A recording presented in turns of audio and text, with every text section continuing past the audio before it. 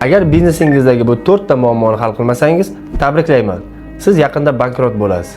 4-inchisi eng asosiysi hisoblanadi. Naqd pul oqimini nazorat qilmaslik, pul kirimi va chiqimini to'g'ri hisoblamaslik biznesni tez orada bankrot qiladi. Birinchisi, soliqlar va qonun talablarini buzish. Buning natijasida sizga ortiqcha jarimalar, penyalar va hatto firmangiz yopilish holatlari ham vujudga keladi. Ikkinchisi, raqobatbardoshlikning yo'qolishi.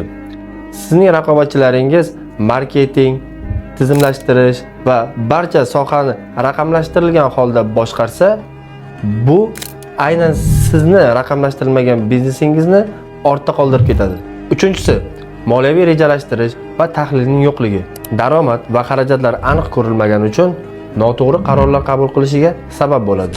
Va oxirgi, 4-inchisi, risklar va moliyaviy xavflarni e'tiborsiz qoldirish.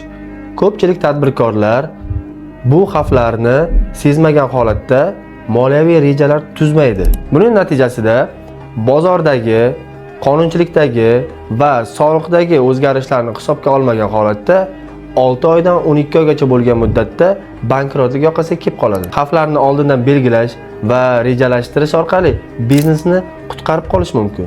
Shu kabi qiziqarli ma'lumotlarni bilib borish uchun meni sahifamga obuna bo'lib qo'yishni esdan chiqarmang.